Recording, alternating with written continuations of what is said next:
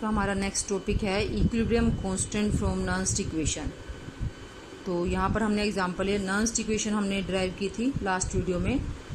तो अब हम इक्विलिब्रियम कांस्टेंट और स्टैंडर्ड इलेक्ट्रोड पोटेंशियल जो कि हम नर्न्स इक्वेशन से निकालते हैं, उन दोनों में हम यहाँ से रिलेशन फाइंड करेंगे कि क्या रिलेशन है, किस तरह से हम इक्विलिब्रियम कांस्टेंट से स्टैंडर्ड इलेक्ट्रोड पोटेंशियल फाइंड कर सकते हैं और स्टैंडर्ड इलेक्ट्रोड पोटेंशियल से इक्विलिब्रियम कांस्टेंट फाइंड कर सकते हैं। तो फॉर एग्जांपल हमने यहाँ पर डैनियल सेल में होने वाली रिएक्शन के बारे में बात की है, reaction taking place in Daniell cell. तो ये हमें पता है कि डैनियल सेल में zinc is oxidised and copper is reduced. तो हम इसके लिए अगर इक्विलिब्रियम कांस्टेंट लिखेंगे for this reaction, when this reaction reaches the state of equilibrium, then we can find equilibrium constant. Equilibrium constant Kc will be equal to product of concentration of products divided by product of concentration of reactants. ठीक है, यहाँ पर copper solid है, copper concentration into zinc ion concentration divided by zinc concentration and into copper ion concentration. But we know for pure solid copper is pure solid, zinc is pure solid, and concentration of pure solid is always equal to 1. You put this value in this equation. Kc becomes equal to zinc ion concentration divided by copper ion concentration. यहाँ से हमने अपनी Daniel cell में होने वाली reaction के लिए equilibrium constant find कर लिया, which is equal to zinc ion concentration divided by copper ion concentration. अब हमारे पास जो नर्न्स इक्वेशन हमने डिराइव की थी for Daniell cell for electrode potential, Nernst equation for Daniell cell, यानी कि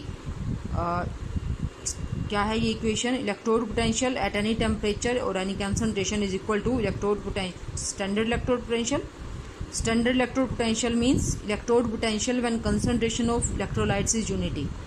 जब इलेक्ट्रोलाइट्स की कंसंट्रेशन यूनिटी है तो उस टाइम पर जो उस इलेक्ट्रोकेमिकल सेल का इलेक्ट्रोड पोटेंशियल है उसको स्टैंडर्ड इलेक्ट्रोड पोटेंशियल कहा जाता है. तो ये तो हम फाइंड कर लेते हैं वोल्टमीटर से, लेकिन अगर कुछ और कंसंट्रेशन है, इलेक्ट्रोलाइट की कंसंट्रेशन चेंज हो जाती है, तो उस टाइम पर जो इलेक्ट्रोड पोटेंशियल है वो हम कैसे फाइंड करेंगे, ये उसका फॉर्मूला हमने डिराइव किया था which is known as Nernst equation. E cell is equal to E naught cell minus 2.303 RT divide by 2F. वैसे यहाँ पर NF होता है, बट डैनियल सेल में we know transfer of 2 electrons is taking place. 2 electrons from zinc are transfer to copper. तो इसलिए हमने यहाँ पर N की वैल्यू रखी है 2F, log of zinc ion concentration divided by copper ion concentration.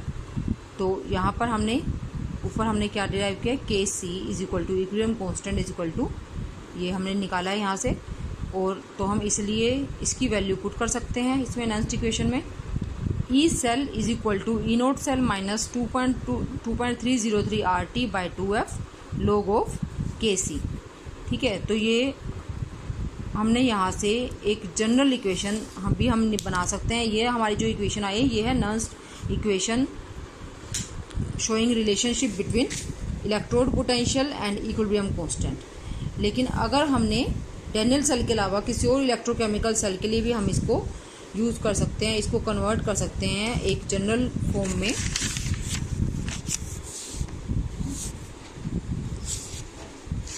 यहाँ पर है कि जैसे रिएक्शन प्रोसीड करती है डैनियल सेल में, तो जिंक आयन कंसंट्रेशन जो ऑक्सीडेशन हाफ सेल में है, इलेक्ट्रोलाइट जिंक आयंस का इलेक्ट्रोलाइट है हमारा ऑक्सीडेशन हाफ सेल में, तो उसकी कंसंट्रेशन इंक्रीज होती चली जाती है and concentration of copper ions in reduction half cell goes on increasing.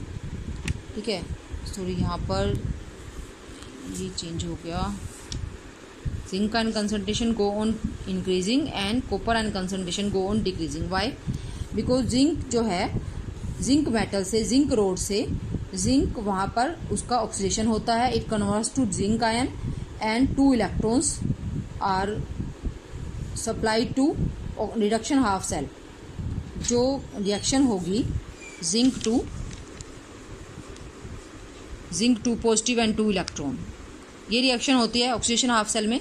तो ये जो आयंस हैं ये सॉल्यूशन में आ जाते हैं, इलेक्ट्रोलाइट में आ जाते हैं, और ये जो 2 इलेक्ट्रॉन्स हैं ये थ्रू वायर, जिस वायर से हमने एनोड और कैथोड को कनेक्ट किया है उस वायर के थ्रू ये कॉपर के पास चले जाते हैं ठीक है। तो इसलिए जिंक आयंस ये इलेक्ट्रोलाइट में आए तो जिंक आयन कंसंट्रेशन इंक्रीज हो गई। बट ये जब इलेक्ट्रॉन्स दोनों कॉपर इलेक्ट्रोड के पास पहुंचते हैं तो वहाँ सॉल्यूशन में से कॉपर आयंस इन दोनों इलेक्ट्रॉन्स को लेकर कॉपर में कन्वर्ट हो जाते हैं and that copper get deposited on copper electrode. तो copper ion concentration in reduction half cell go on decreasing. तो इसलिए जो वोल्ट मीटर की रीडिंग होगी, वोल्ट मीटर हमें दिखाएगा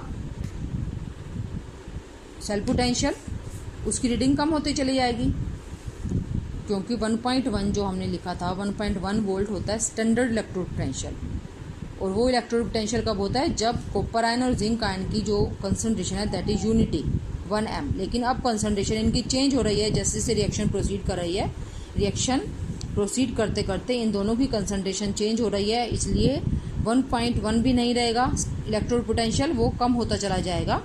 and after some time concentration in दोनों की फिक्स हो जाती है, चेंज नहीं होती। concentration of copper ions and zinc ions is becomes constant and E cell becomes equal to 0। जब E cell 0 हो जाता है तो रिएक्शन हम कहते हैं कि इक्विलिब्रियम पर पहुंच गई है। When electrode potential is 0 reaction has reached to equilibrium।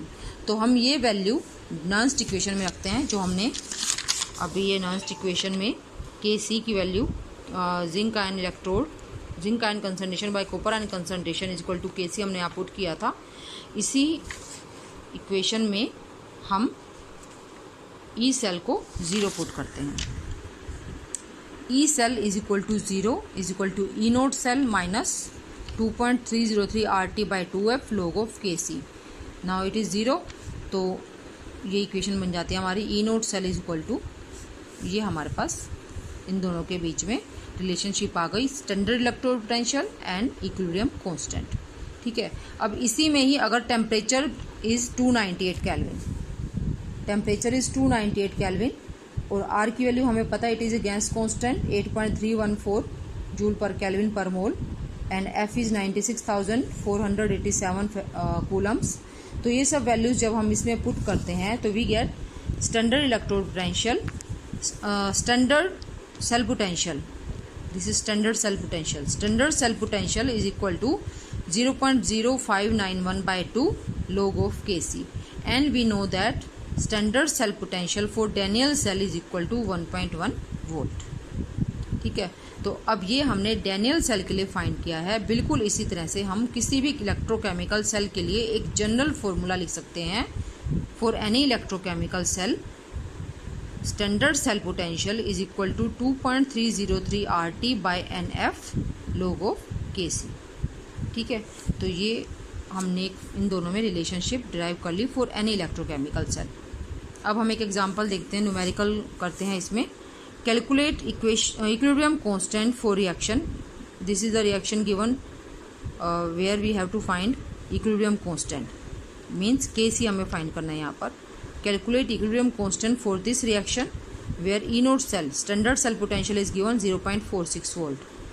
ठीक है। तो यहाँ आपको ये देखना है, ये सिर्फ इसमें ये कुछ पूछे या नहीं पूछे कि कहाँ ऑक्सीडेशन है कहाँ रिडक्शन है, बट आपको समझना ज़रूर है इसमें। यहाँ हम देखते हैं कि कॉपर से कॉपर 2 पॉजिटिव आयन बना, means copper is getting oxidised here, loss of electrons from copper is taking place and silver जो है that is being reduced here, it is taking 2 electrons, 2 silver ions take 2 electrons from copper and get converted into 2 silver atoms. E note cell is this. तो हमें पता है कि equilibrium constant और ई note cell में जो रिलेशनशिप है वो है ये। इसके लिए हमें आर चाहिए, that is a constant. Temperature हमें यहाँ नहीं दिया हुआ तो हम अपने आप से इसको 298 लेकर चलेंगे। एन की वैल्यू, एफ की वैल्यू भी कांस्टेंट है। एन की वैल्यू यहाँ से हम देख रहे हैं टोटल जो इलेक्ट्रॉन्स का ट्रांसफ़र है वो 2 इलेक्ट्रॉन्स का ट्रांसफ़र है, क्योंकि हम देख रहे हैं कि कॉपर से कॉपर 2 पॉजिटिव यानी कि 2 इलेक्ट्रॉन्स जो हैं इसने लूज़ किए हैं, तो इसलिए n इज़ इक्वल टू 2। हम ये सारी वैल्यूज़ इस फॉर्मूले में पुट करते हैं। We know standard cell potential is equal to 2.303 RT by NF log of Kc and E note cell is given 0.46, n is 2, तो we put all the values and we get 0.0591 by 2 log of Kc। ठीक है। अब हमारे पास आ जाता है solve करके इसको log of equilibrium constant is equal to 15.566. We know अगर हमें के सी फाइंड करना है तो हमें दोनों साइड पर एंटी लॉग लेना पड़ेगा, तो हम दोनों साइड पर एंटी लॉग लेते हैं। एंटी लॉग एंड लॉग जो है एक दूसरे को उससे कट जाते हैं और के सी रह जाता है यहाँ पर, is equal to anti log of 15.566।